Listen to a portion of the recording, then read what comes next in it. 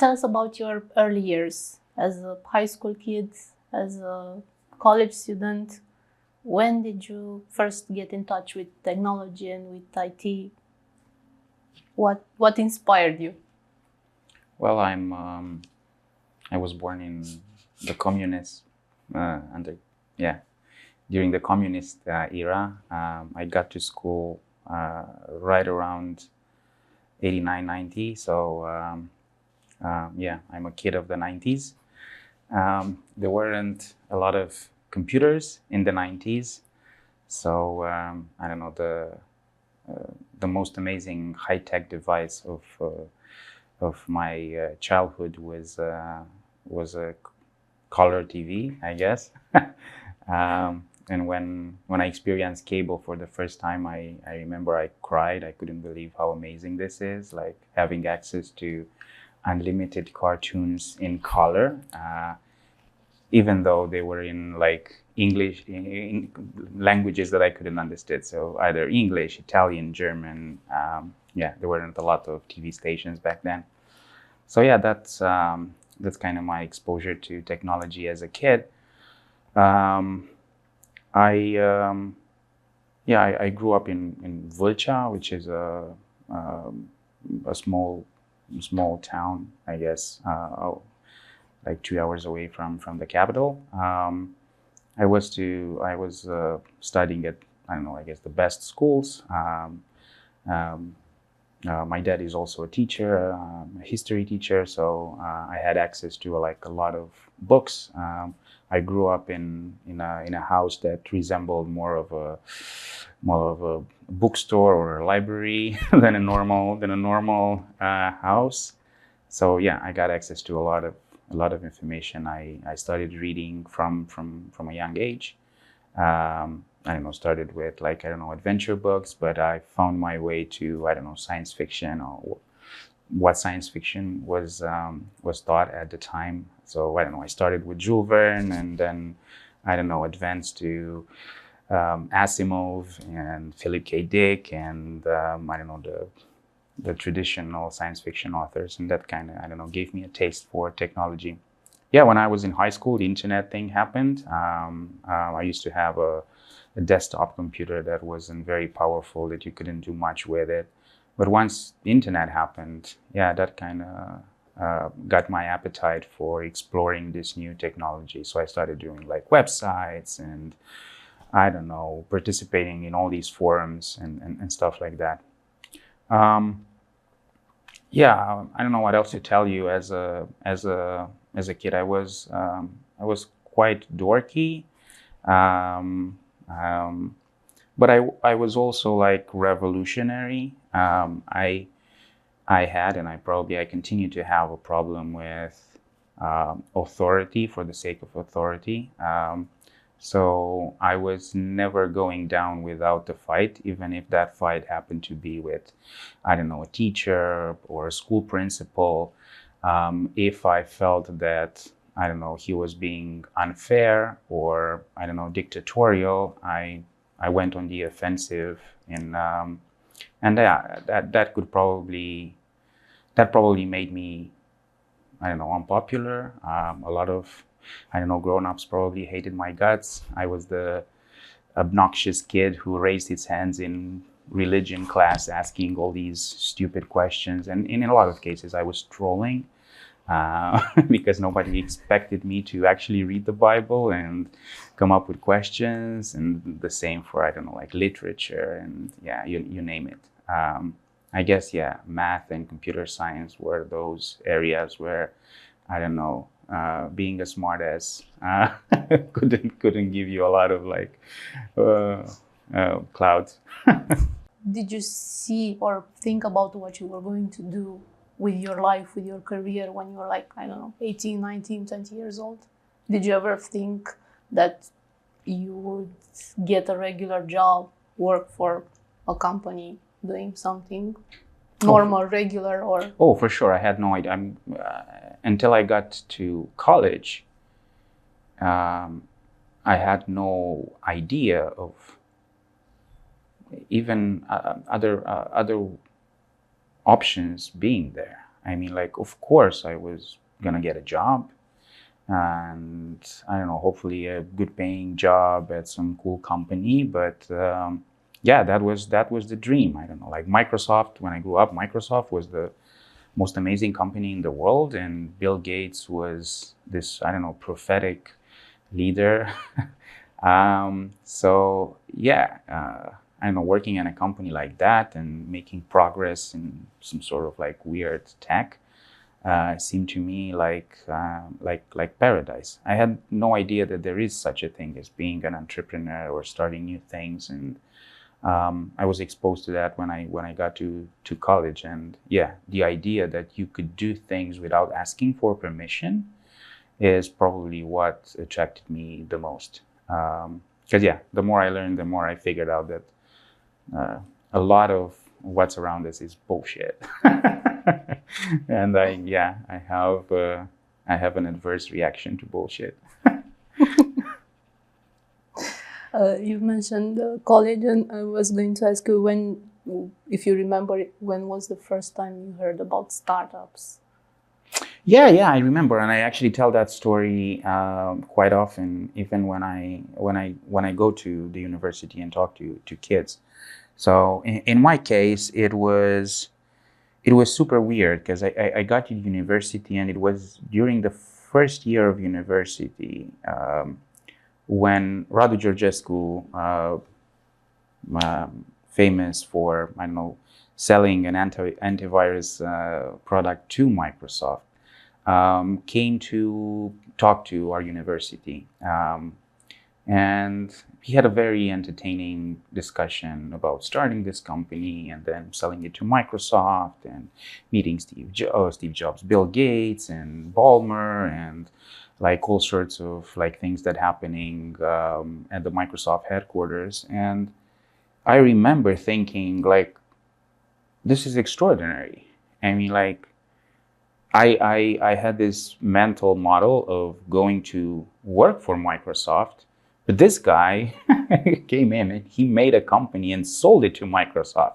And I was quite naive for sure, but I got the hierarchy pretty quickly. Like, I don't know, I think creating a company and selling that company to Microsoft, it's better than working for Microsoft as employee number, I don't know, 100,025, you know. So yeah, that got my appetite. I remember I didn't interact with Radu during my college years. We now know each other, and I told him his story, this story, as a thank you note, because it got me thinking. And instead of, I don't know, trying to work my way out of all the stupid exams that happened at a polytechnic university where I was studying, I started to get into like the history of tech, like who are these entrepreneurs, what are they doing, like who's this Steve Jobs guy, what's Apple?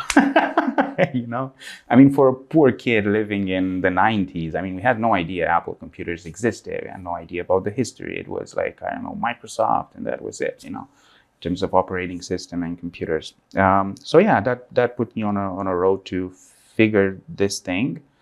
And I found it fascinating. And I was like, I don't know if this is something that I should pursue, but I knew deep down that exploring doing things on my own terms while I'm in college is the best use of my time.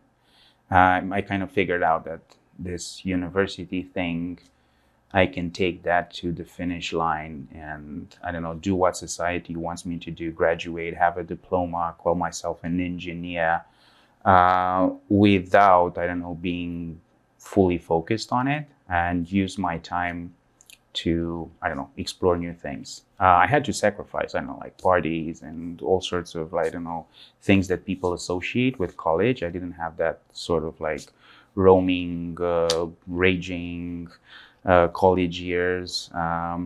But yeah, I tried different things on my own. And yeah, that's kind of how I learned to do things independent from the system, if you will. When was that meeting? When did Radu come to the college, and how long after did you first start to do to try some things, and later on with UberVu? Yeah, I don't know. It must have been early 2000s. I don't remember. It was probably like a year or two after he sold it to Microsoft. So 2003, something like that.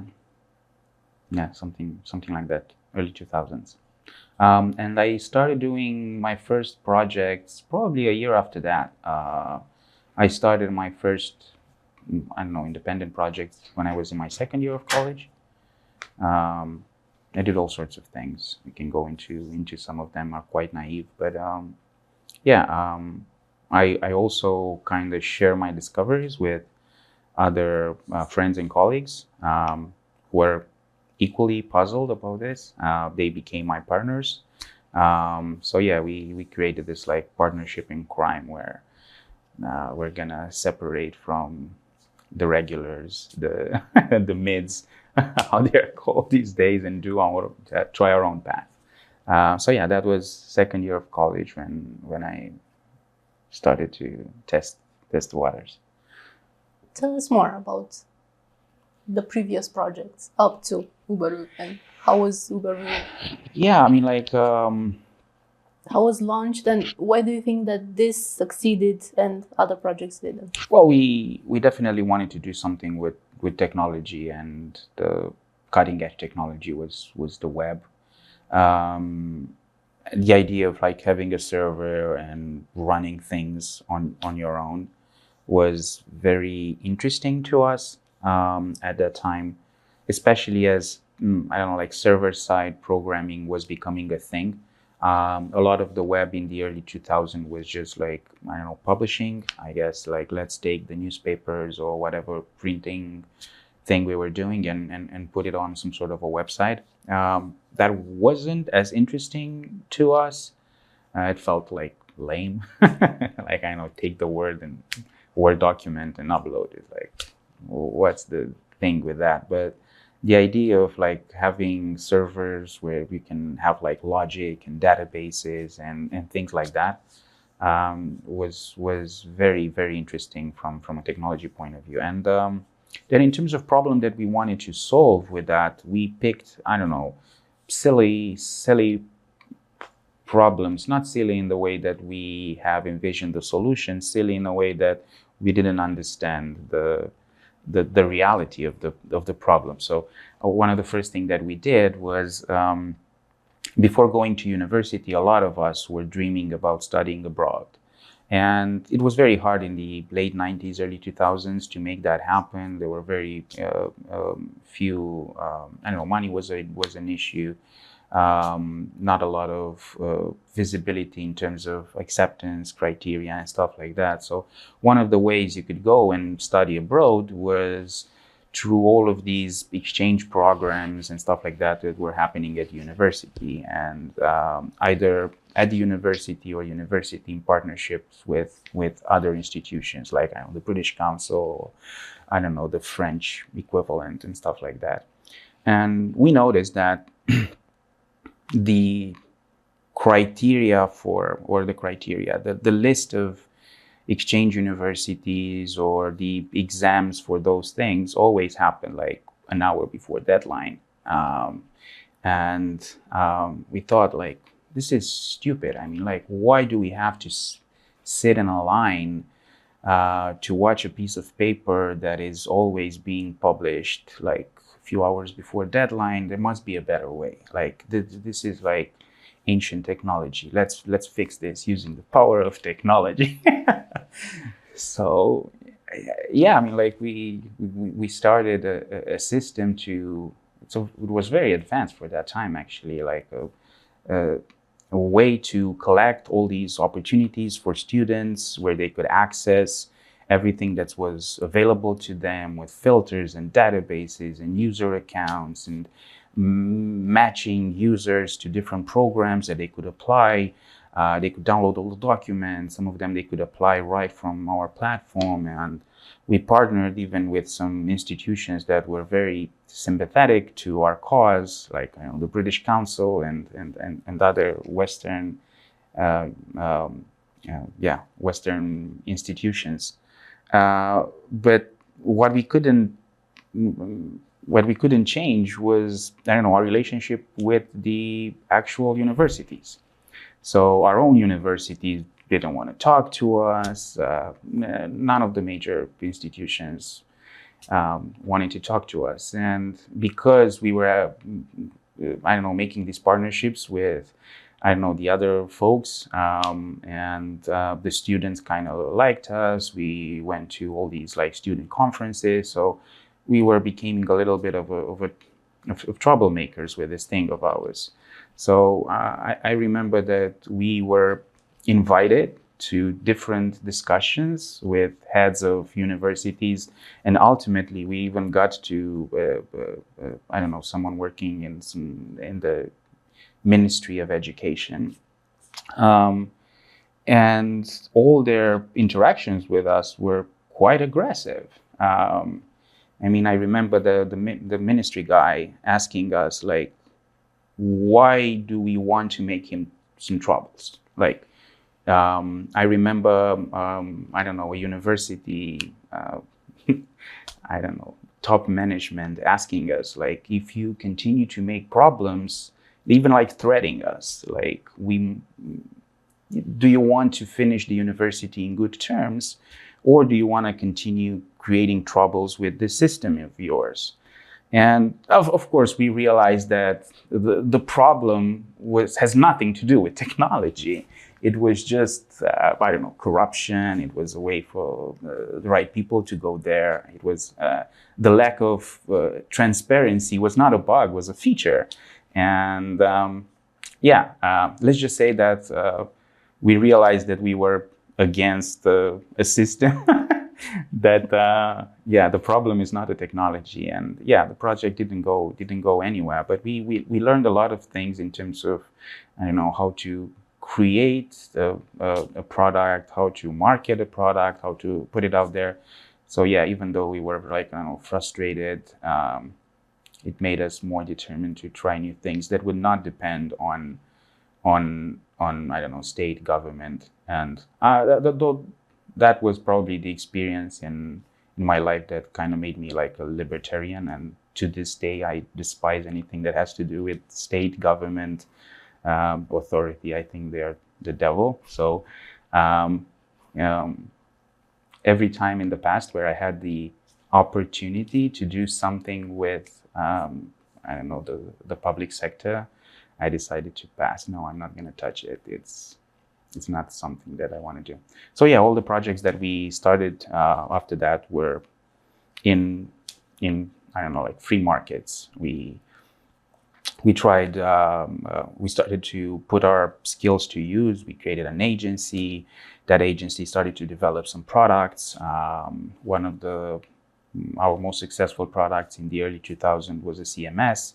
We won a lot of like design awards, and we couldn't monetize it, but we got in touch with Radu, who was now doing an e-payments company, and we partnered because we had no idea how to make money online, but he had this e-payment thing that seemed interesting. So we tried that. Anyhow, we became some sort of like a half software development shop and half like agency. In the early 2000s, and that's kind of how we developed our craft. Tell us more about UberVu. How did it start? How did the project start, and how did it evolve up to the point of the sale? And have you ever thought about, when building the company, have you ever thought about making an exit with a sale? How did you see this journey? Or no, I mean, like, you didn't go as far as seeing it. No, it was one step at a time. And I mean, while people look at kind of what myself and the folks in my generation did in the early 2000s, they could put it in this they could paint the picture with this idea of like, I don't know, vision and grand master planning and stuff like that. I mean, like, most of our actions were coming from ignorance more than, I don't know, extensive insight. So UberVu came out of our desire to transition from services to products. That distinction, when I was growing up, wasn't that clear, and that was during a time when Romania was becoming like this more of a, I don't know, outsourcing hub. There were a lot of companies who were doing more and more money, I don't know, creating software for others or working. This is still continues to this day, less so, but I don't know, in the mid 2000s when the story happens, this was how you were successful in the tech local tech scene. For me and my partners, this was wrong. We were, but it was wrong not in the sense that I don't know, we didn't like money or success. It was wrong like we didn't we didn't like the idea of working all the time for a paycheck. It was for us. It was like a version of being I don't know, working for a salary or being an employee. Yeah, you have a company, but the I don't know, the other your client is dictating what you're going to work on, and if you're not going to get paid. So yeah, maybe the money is better, but fundamentally it's not that thing. And we also had a, a pretty good opinion about ourselves. Like, we're smarter than this. I mean, like, I don't know about you guys, but we're super smart. We have ideas. We can change the world. There are things that we can do. I mean, like, heck, we were reading like TechCrunch, which was like the biggest thing in like 2006, 2007 was like the website that everyone was checking, and we were looking at all these startups coming up with silly ideas, and this is worth $1 million, and this is worth $2 million, and we're like, we could do this. I mean, like why not? Why are these, I don't know, American assholes better than us? Like, let's show them, you know. And we should be doing this. And we were, I don't know, like reading 37 Signals. We were creating this like CRM for product management, Basecamp thing, which was like software running on the cloud. And this Salesforce thing was popping up. So we thought like that's the future. I don't know, working for our, I don't know, American overlords. It shouldn't be an ideal, and we are definitely way smarter than that. So that was kind of the drive for us trying to go into products. And we always looked at our, I don't know, our services work as a way to sustain us to do greater things, like build products, actual products, develop IP. I had no idea what that term meant, but like have our own ideas and turn that into something that we can continue to iterate on. So as we were doing all this client work and building CMSs, again, this was a time when WordPress was not dominating everything. I think, I don't know, probably WordPress popped up a few years after we got started. But what was happening in the 2007, 2008 period was Web 2. This idea of, I don't know, not being a consumer of the information, but creating software platforms where you can both read and write. One of the famous blogs of that time was Read Write Web. So you could write to it, not just read, and that gave the option of creating all these new software platforms. So we thought, I don't know, this Reddit thing is growing. Dig was killing it. There was this Facebook thing happening in US colleges that seemed interesting. We didn't have access to it, but it felt like it was going somewhere. There was this Twitter thing where 100 tech people were discussing silly things. There was video with early YouTube and Vimeo. I don't know, those were popping up in the 2007 period. So we thought, like, looking at this user-generated content era, we thought, man, like, why would anyone want to publish stuff on their website? Like, if you want to publish some sort of a video, you would put it on this thing like YouTube or whatever, because you have distribution. Why would you put it on your own website? There will be a million websites. So this user-generated content would be a way to, I don't know, centralize and distribute content better than your own domain could. So we were started to think of what would content management look like in a distributed fashion. So our second version of the software was supposed to do that. Instead of, I don't know, publishing something on your website, you could publish on YouTube, or you wrote something on a blog and put the links on all these platforms. So it was a distributed publishing thing. And yeah, we had a rough prototype. I don't even remember how it was called. But yeah, we went to an Amsterdam conference, and one of the people that came to our booth was Robert Scoble, which at the time was the chief evangelist for Microsoft. He was doing like all these amazing videos with different tech influencers that you had to download from torrents to watch. Yeah, and he had like an early idea of a podcast where he met with tech leaders. Anyhow, he was a celebrity in the tech space, way more than now. And yeah, for us it was like God visiting our booth. It was like, holy shit, like we get to show what we are working to this guy. And he was supportive, but also kind of candid. And we showed him like, hey, you are into video, because we watch all your stuff. Here's how the whole workflow is. So you could, I don't know, record something on your camera. There were no iPhones and stuff. And you can upload it, and then you can put it on this website, and we're gonna distribute it on all platforms, and the same with text and stuff like that. And he was like, yeah, it's amazing. Yeah, awesome. But you know what the problem is? It was like, yeah, shit. There's a problem. Yeah, it was like, not a lot of people actually produce content. I mean, like, from the company point of view, coming up with content and ideas and having a point of view and stuff like that, super hard. I mean, like most companies out there, I mean, like, don't take me as a representative of some sort of an industry. No, I'm an outlier. I mean, like, most companies have zero videos, have zero articles, have zero things to say. I mean, like, most companies, they just want to sell their product or sell shoes. Buy our shoes.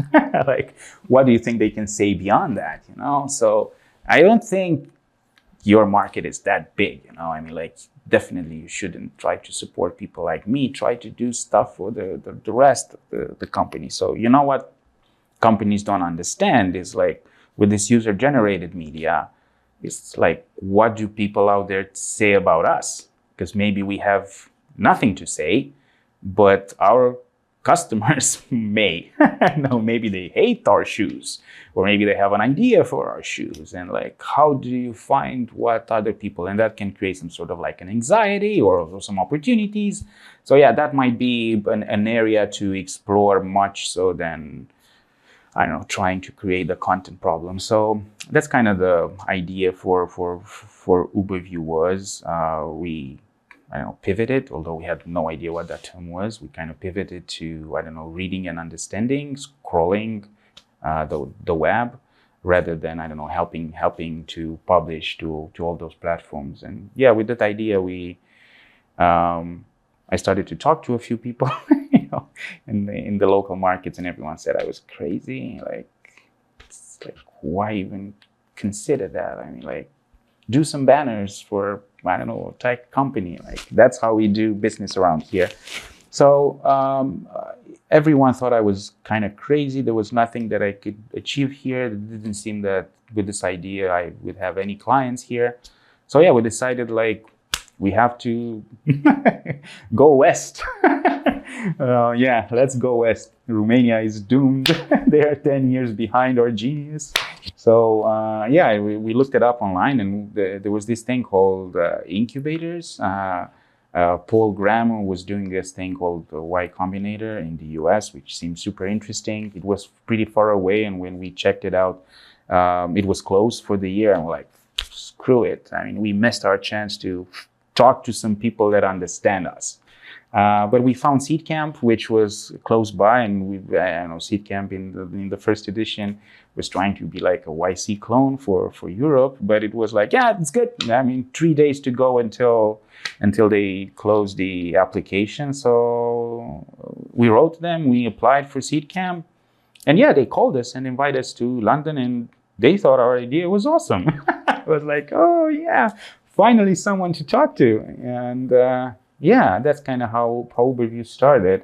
It was a pitch deck with a very, I don't know, pre-MVP working software, something like that. But it was enough to convince SeedCamp to get us into the program.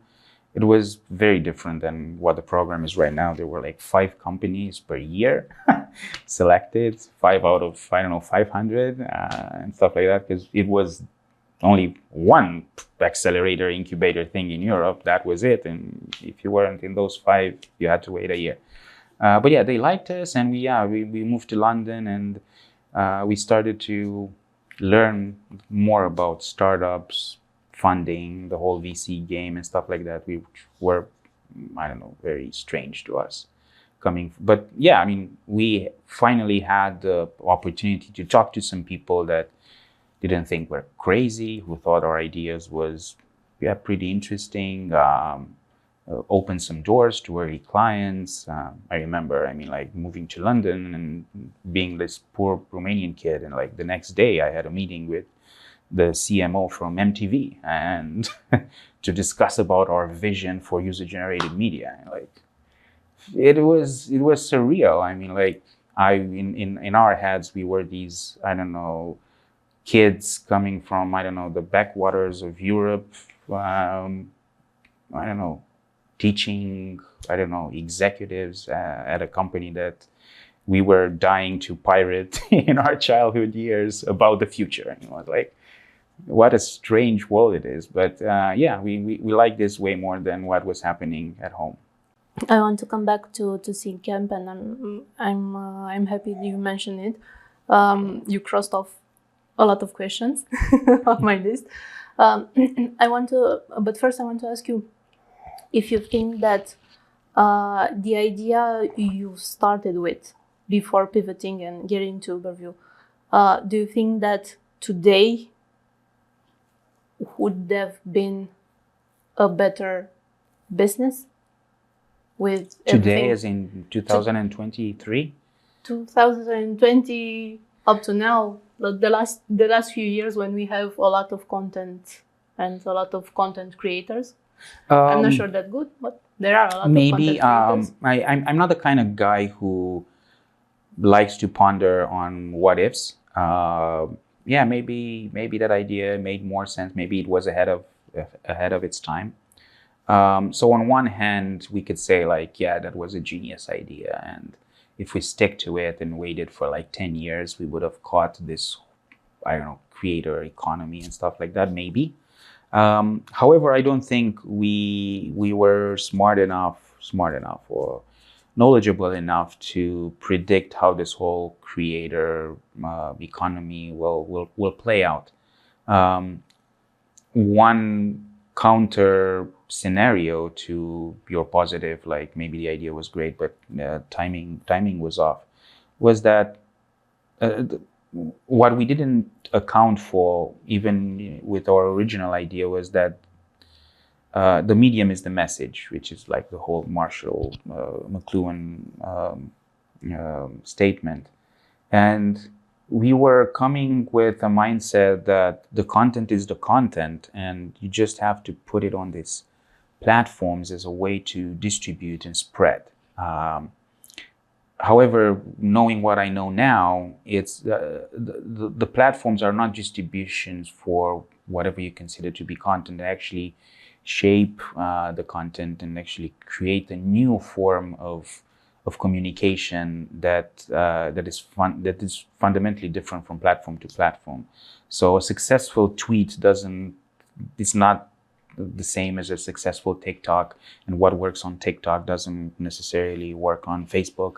And I know the Facebook post is not the same as LinkedIn post and stuff like that. So actually, our idea was much more about like distribution and management of all these disparate platforms. But what I think is emerging is all these platforms are becoming more and more distinct from one another, because the constraint they put in place shape the type of messages that we post.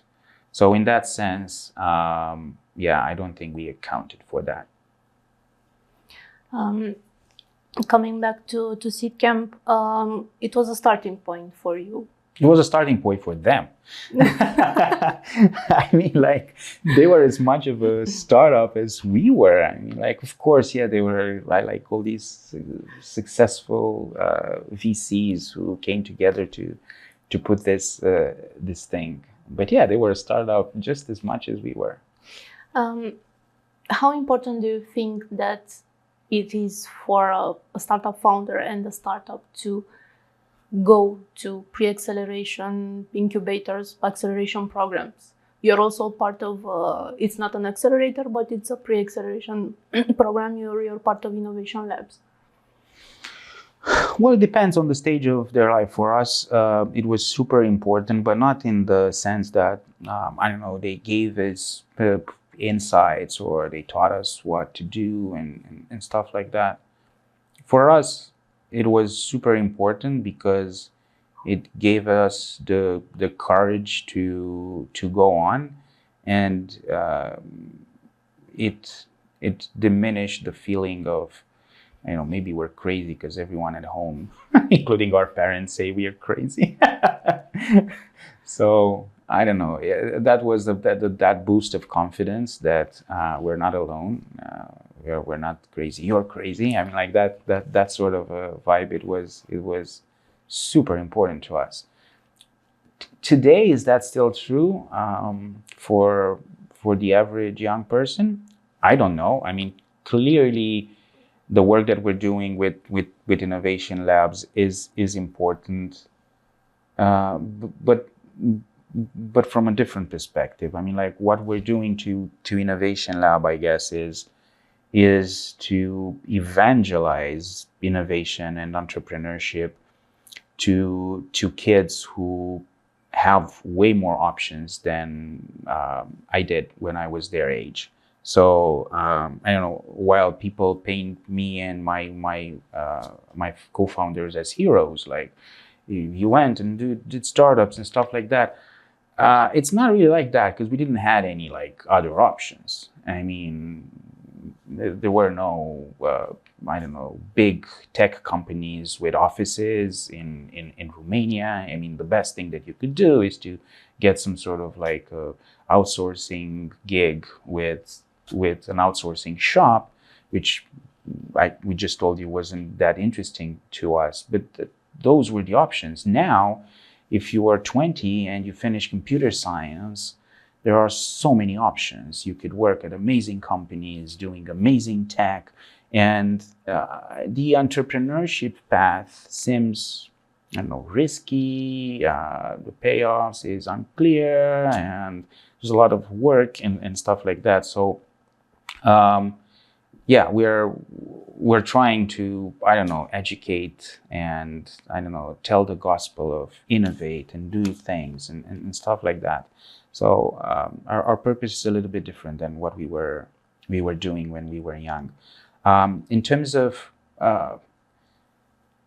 going to an accelerator, incubator, if you have an idea, it might help. However, I mean, being a contrarian, I'm starting to wonder if the multitude of incubator accelerators that we have right now are not doing more damage than actually helping. And I see, I mean, to talk a little bit about the downsides of that culture, I see how a lot of like startups or teams or company are turning the entrepreneurship into some sort of like a beauty contest, where there are teams who, I don't know, like they won all the awards and all the medals or the prizes and all the grants and the stuff like that.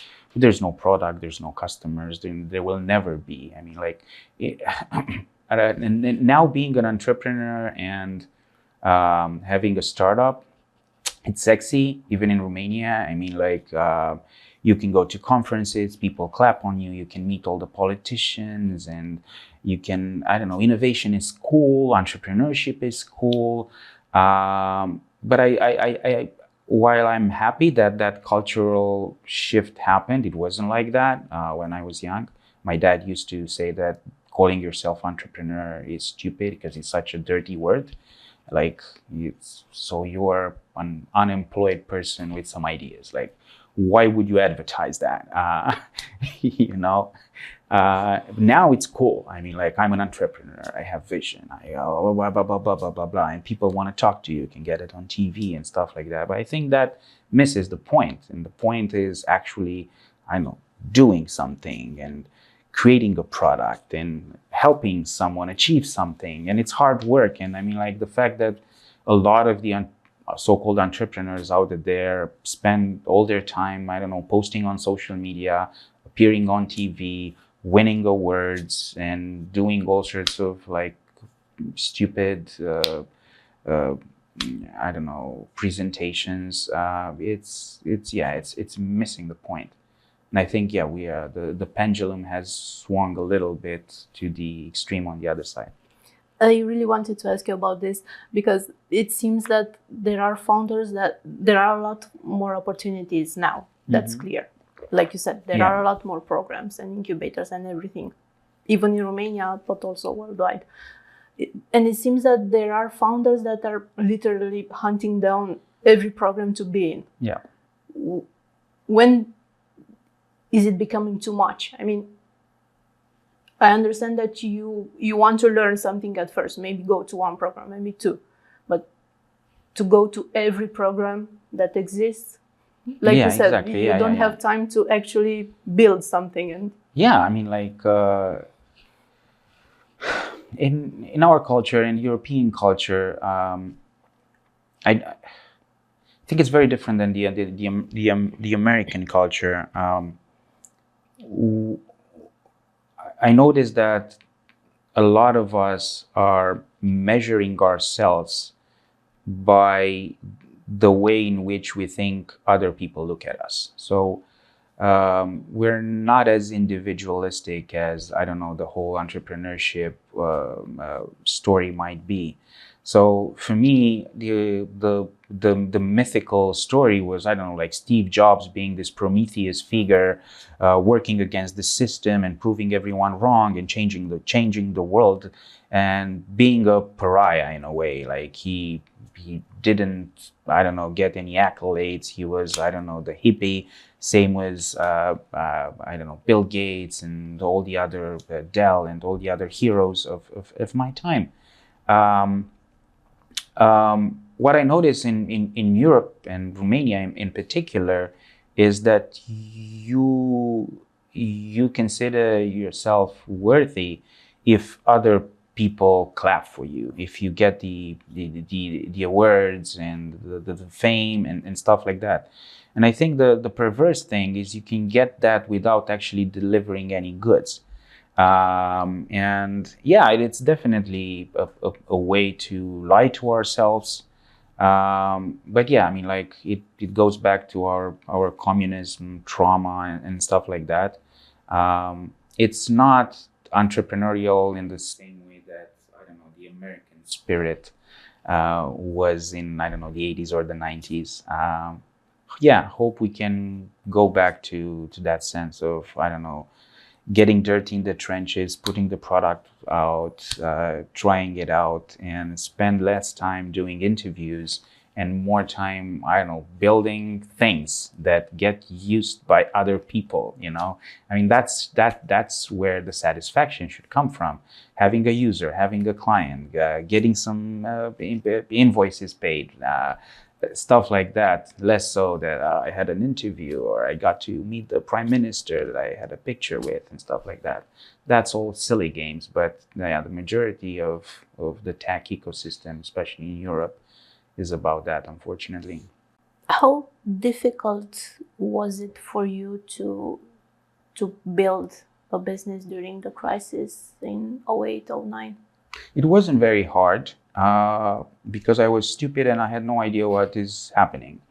Um, so a lot of these courageous acts are not as courageous, are just ignorance. So I remember when I moved to London and I rented the apartment the same day that Lehman Brothers was declared insolvent or bankrupt, I was sitting across the Thames from Canary Wharf, which was the financial district in London. It still is, and I noticed that some people were putting down signs of Lehman Brothers. They were, I don't know, climbing on the skyscrapers and putting the sign down, Lehman Brothers. They were taking it down.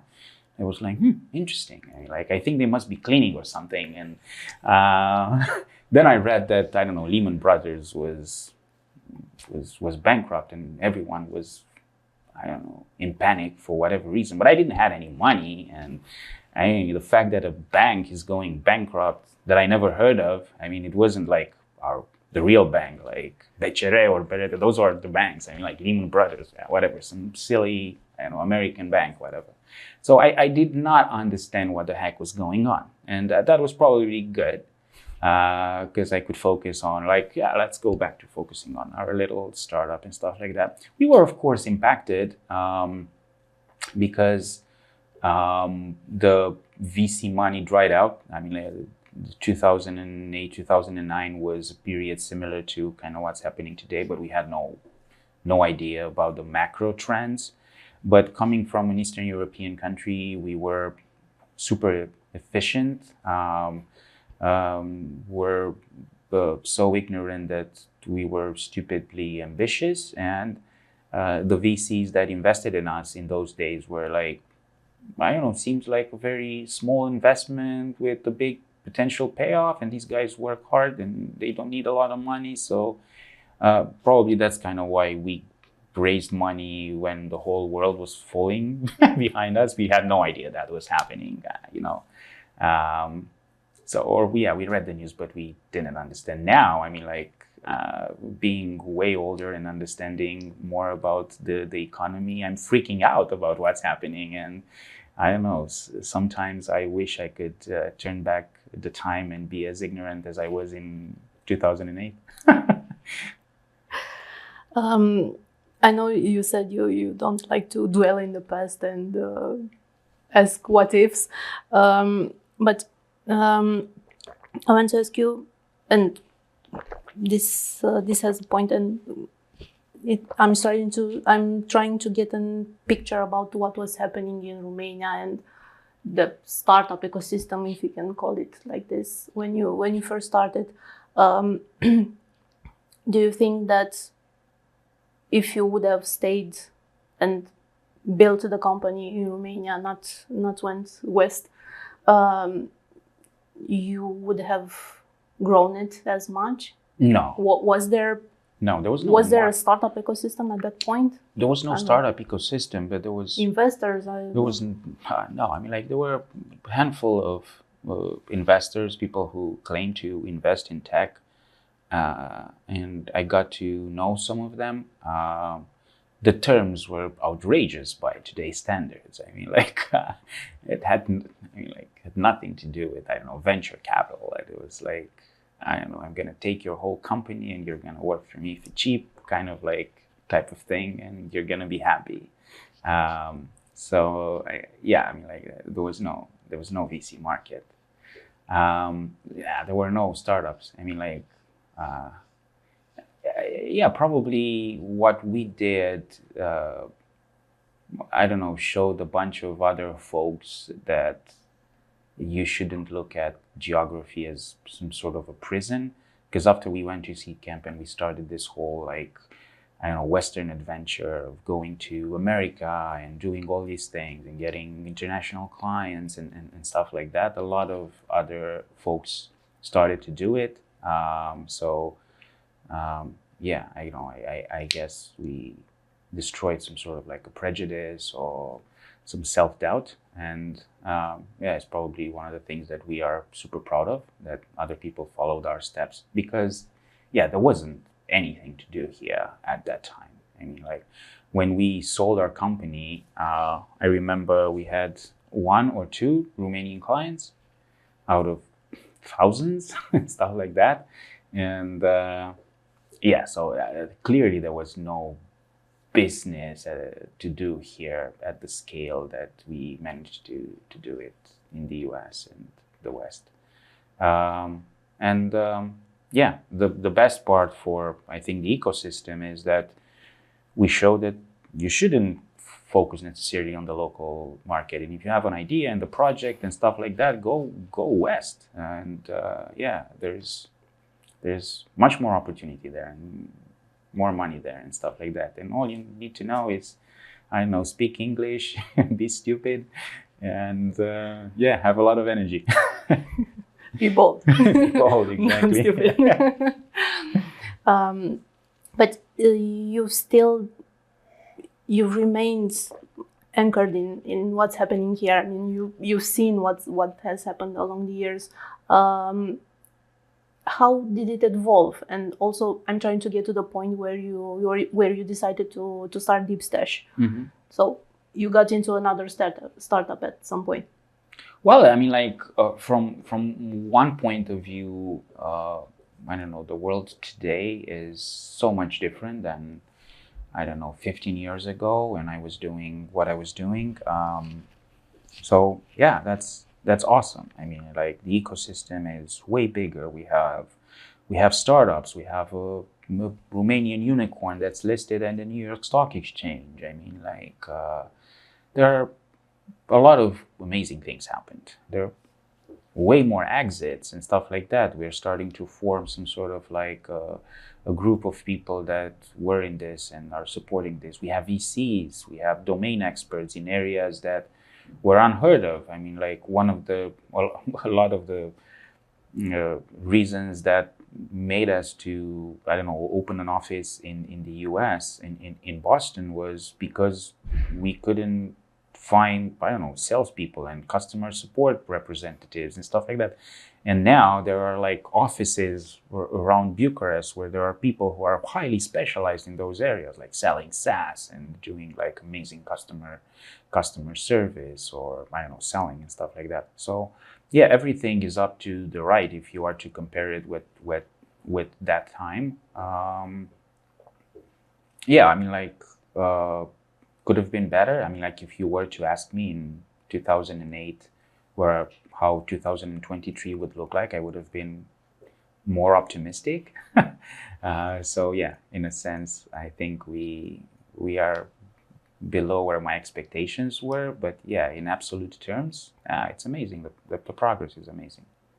How is it for you now to build another company, to build Deepstash, after your first experience, your first successful experience? Mm-hmm. Is it easier? I don't know. Are you seeing some mistakes you've made during the first time? Are you seeing things differently, more mature now? Probably. Yeah, I guess so. What I keep doing is I try to do different things and new things all the time, and that can be seen as a little bit stupid, because I don't know, me and my buddies, we started doing software as a service before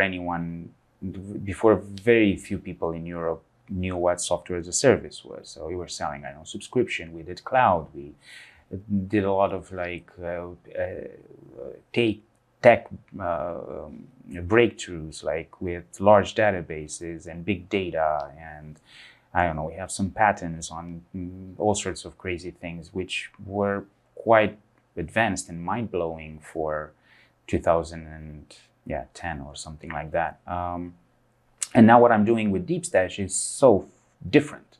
It's like consumer, mobile, very, I don't know, it's like for a class of people that are into like reading and growing themselves and stuff like that. It's like it's like I'm purposely trying to not make use of all the learnings from my previous successes. And yeah, but I think that's kind of how I operate. I mean, like I get bored easily, and I don't get the excitement of doing things that have been done before. So yeah, I moved from SaaS and social media to consumer apps because it's hard, because it's something that I want to crack.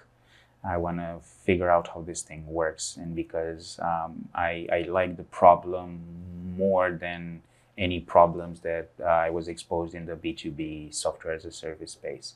So I think when I started Deepstash 3 or so years ago, and even earlier when I was still working at Hootsuite,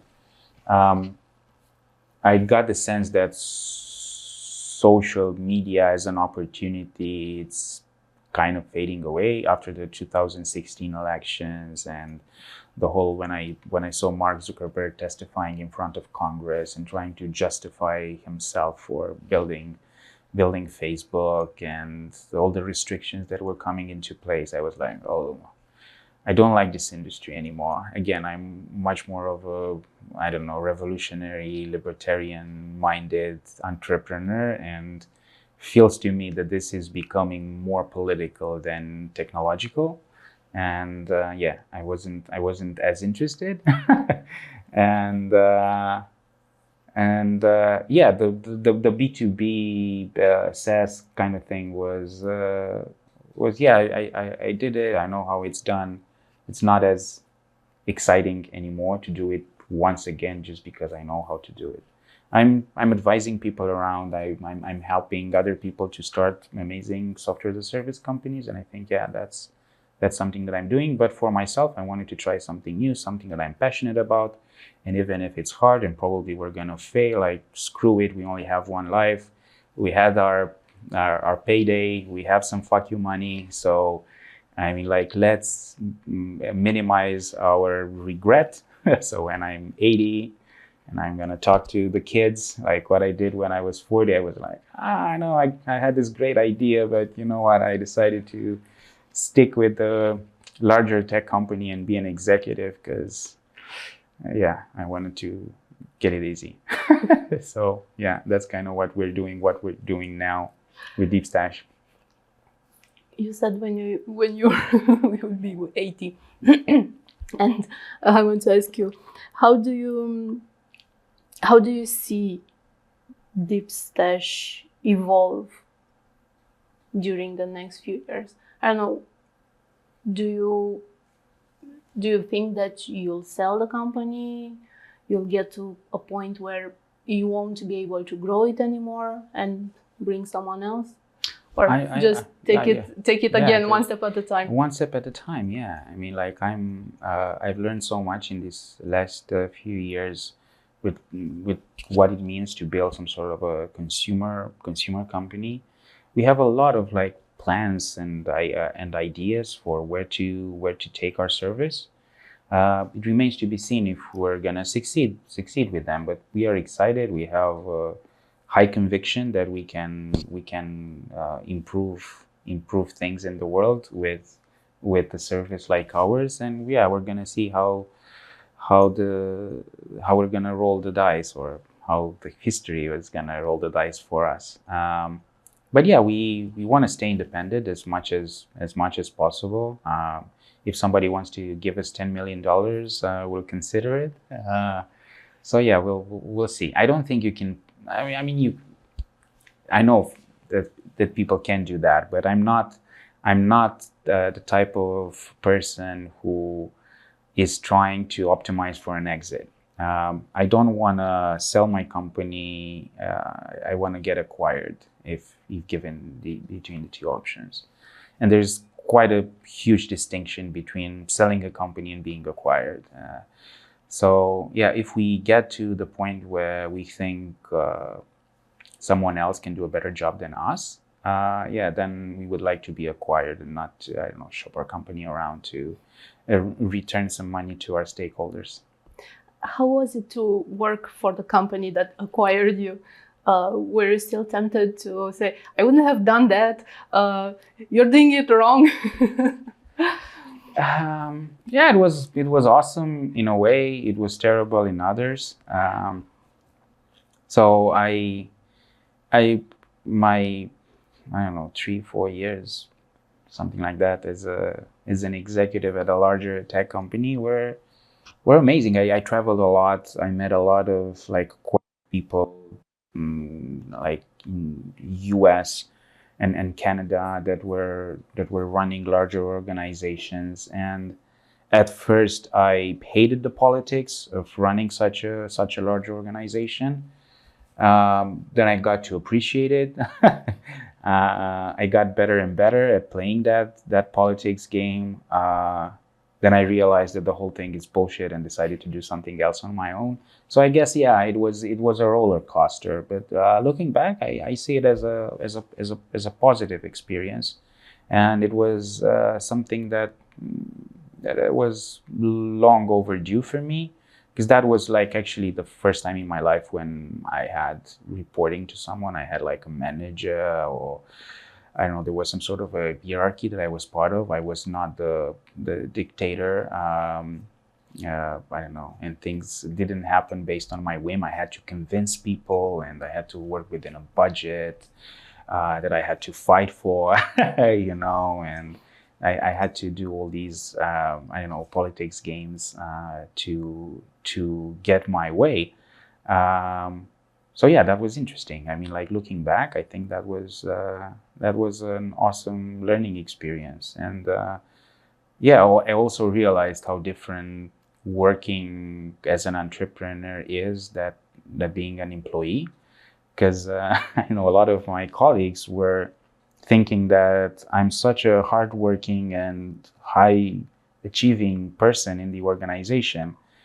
And for me, I was always felt like I was lacking off compared to what I was doing before, like this is hard work. Like you have no idea what hard work means. I mean, like for me, this whole thing is like I feel like I'm on a vacation. I mean, yeah, I know, understanding politics aside, but I mean, like this says it's no comparison to having your own company and being responsible for it.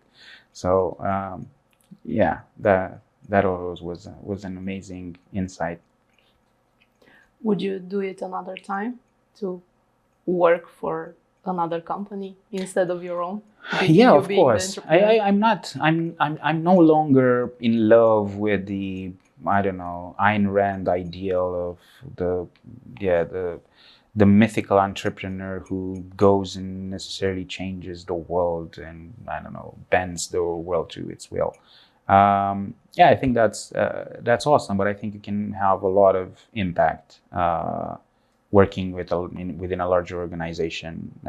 So yeah, I think you can, if you're passionate about something, you can do a lot of damage uh, being part of an organization. So it's not something that I exclude altogether. But uh, being part of a team where I actually have the freedom to do so, and the company is aligned with kind of my way of doing things or working on a problem that I'm passionate about, that's kind of like a hard match.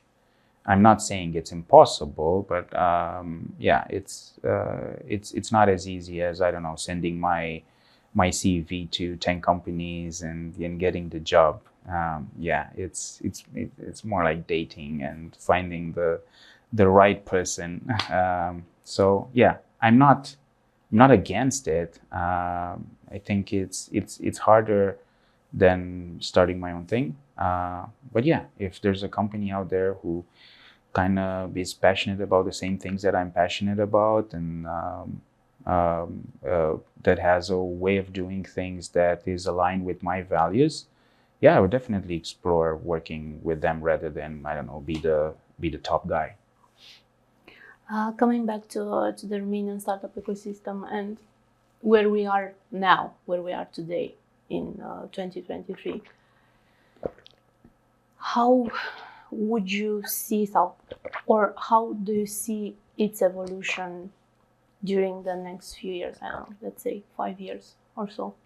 Yeah, I think the biggest problem is the stagnation problem that I hinted at within this new class of, I don't know, beauty pageant entrepreneurs. I don't think it's a Romanian phenomenon. I think it's more of a European phenomenon, and I, I I can see how we take our I don't know, newfound wealth and all these opportunities and apply them the wrong way.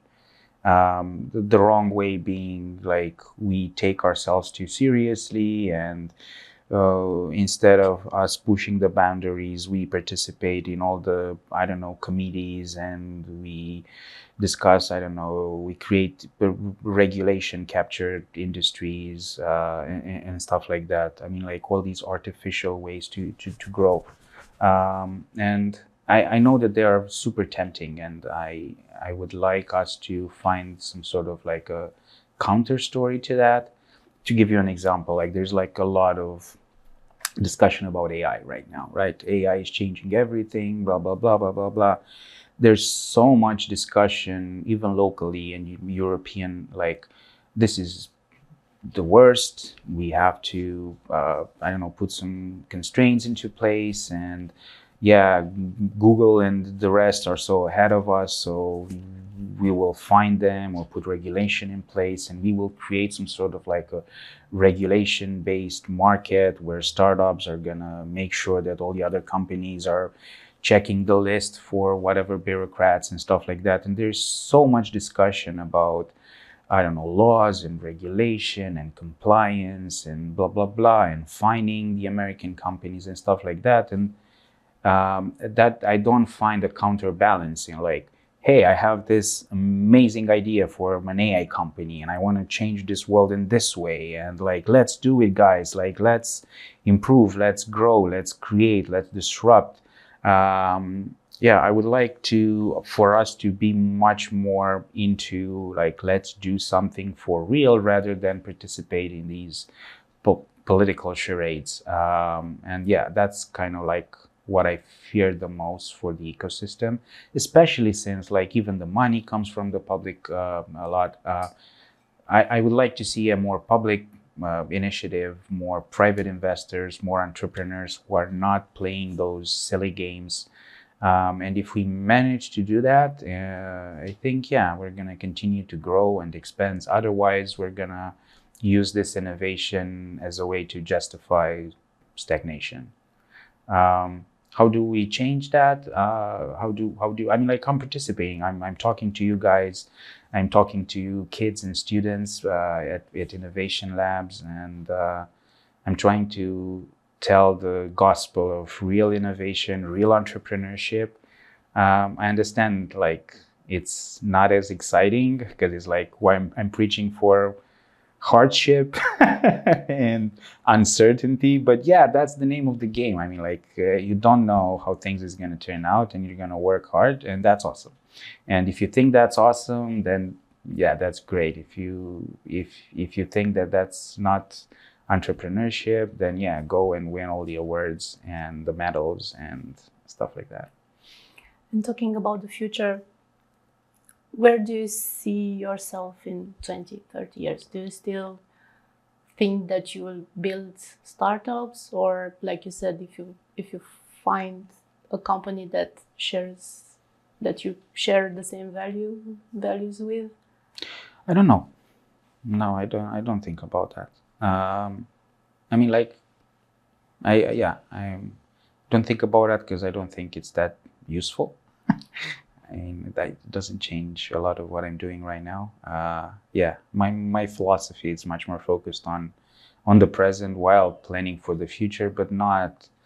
I don't know. I don't try to create like these narratives about myself. Like I'm gonna be like this and I'm gonna be like that. Who knows what I'm gonna be? I mean, like, I want to be healthy, alive, and then if I keep my sanity, I'm sure that I'm gonna find some ways to contribute, whether as a an independent entrepreneur, or I don't know, some sort of a mentor to other people, or I don't know, responsible employee, manager. I don't know what I'm gonna do. But yeah, if I'm healthy and I keep my sanity, then yeah, I think I'm gonna be productive no matter what I'm gonna do.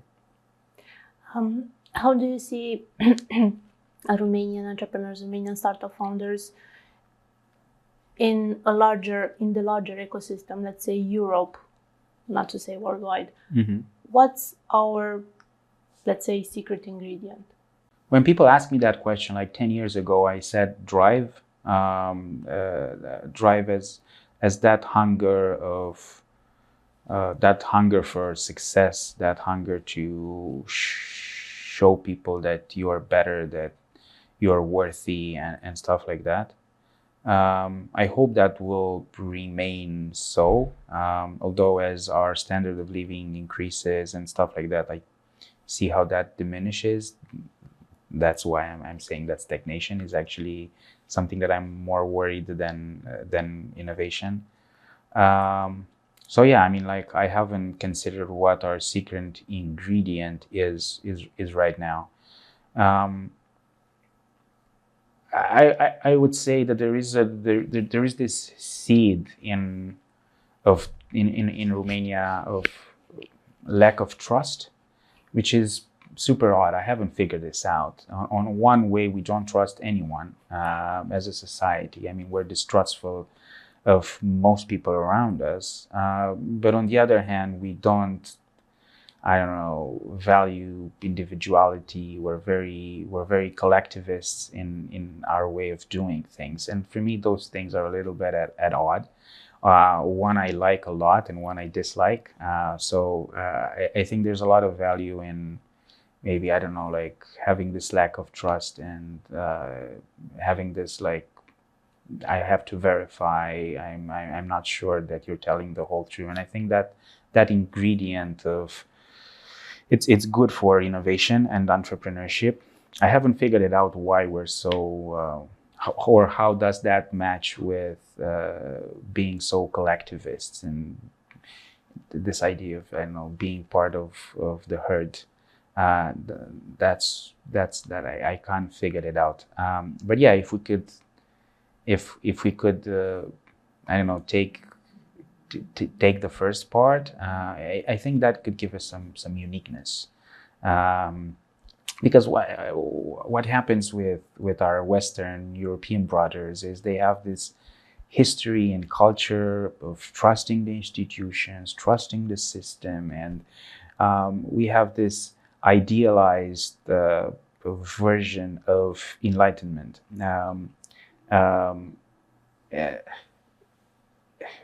David Deutsch has this distinction between U.S. Enlightenment and European Enlightenment, and he calls that the European Enlightenment. It's very utopic. Americans, they don't think they can predict the future, but they kind of think that they can change it.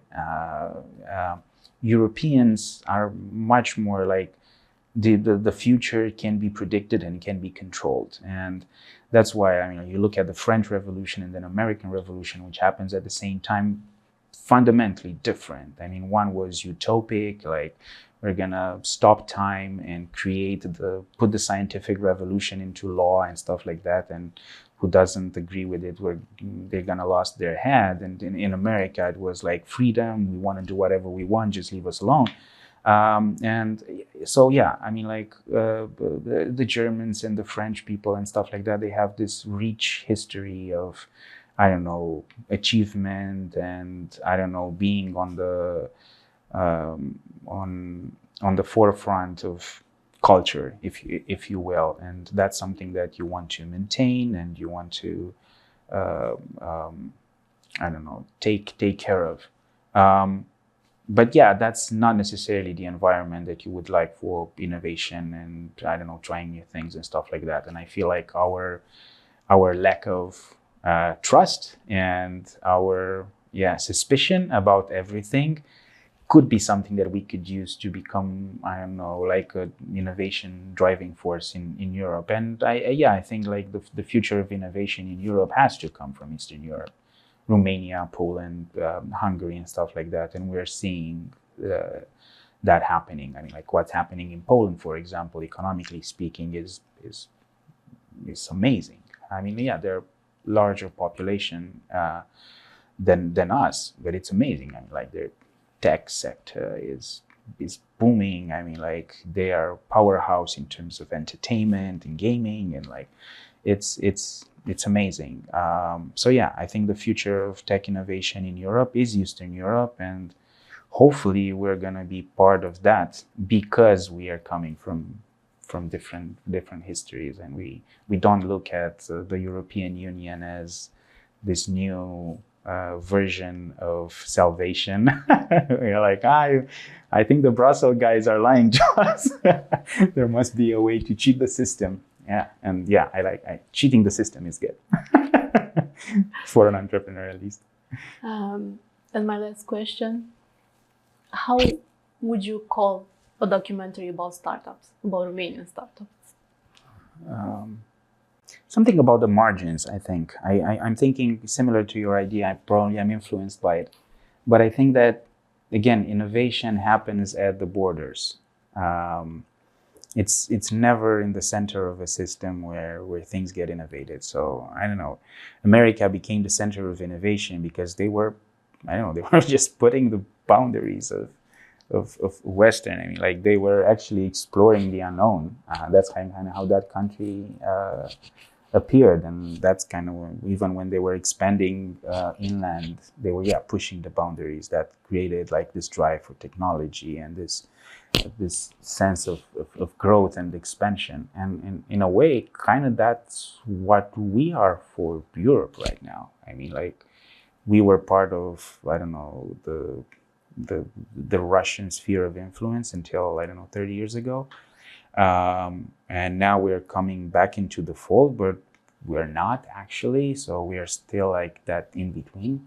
So I don't know, I would give it a title or something related to, I don't know, the storm at the borders or something like that. Because in a way, I think that's where innovation has to come.